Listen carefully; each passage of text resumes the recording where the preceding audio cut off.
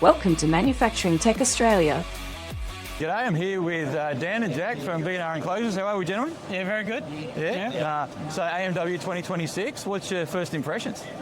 Yeah, it's similar to what I've been to in the past. Yeah. So, yeah, it looks pretty good. Is it exciting about being in Brisbane? Yeah, well, for us it is because we're a local manufacturer here in Brisbane. Yeah. So, yeah, we're pretty excited. Yeah. We've got a large crew from the business coming out to come and see everything that's here, which we normally wouldn't get the chance to do. So, yeah, and B&R is obviously a multi-generational family business. You'd be, what, third gen, I suppose? Yeah, I'm third generation. Yeah, and Jack fourth? Yeah. Fourth. Nice one. Yeah, awesome. Yeah. And you said you've got some of this kit behind us? Yeah, so we got the LVDs, Albanese, Trump machines, Armada machines. Yeah, we've got most of the big manufacturer that are on show here today. And that'd be why when your entourage walked in, they were throwing the rose petals out in front of you as you come in the door? Yeah? Yeah, look, I know a lot of people here. I've been doing this for a long time. Yeah, awesome. Yeah.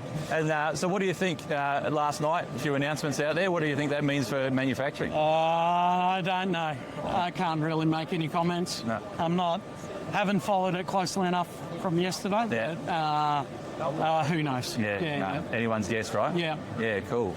And what are you seeing in like this show 26 that maybe you haven't seen in the past? Like, what's changing? Yeah, look, I guess it's there's some new things here, but look, I do travel to Europe and see the big machinery shows in Europe and Asia. So compared to those ones, this is a lot smaller, and you definitely see much more overseas than what you see here. Yeah. And for me here, this trip, it's about giving people that don't get the opportunity to travel overseas to come and have a look at what's available, what's new out there, those sorts of things. So, not a lot in it for me personally, but making sure that the next generation and our future leaders in our business getting their head around what technology is and how we're going to use it. Yeah, awesome. And maybe that's a good segue to Jack. So what are you seeing today that's got you interested, mate? Well, it's my first time ever coming to a trade show like this, so it's pretty cool to see all the different suppliers and the different machines that are out there.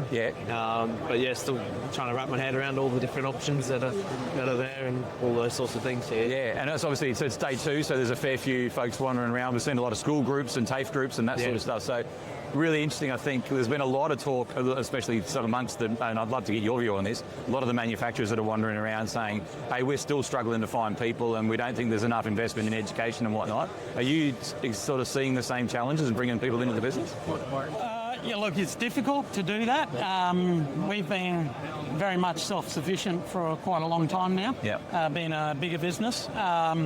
So we have pretty good systems to bring in new people. It's difficult, that's for sure, but we have lots of associations with different training companies, and we have our own HR team that help us navigate that difficult problem. Look, the next generation are very willing.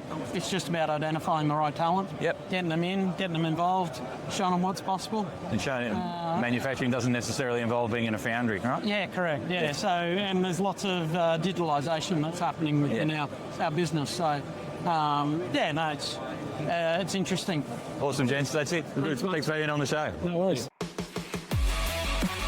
Thanks for tuning in to Manufacturing Tech Australia with Shane and Paul.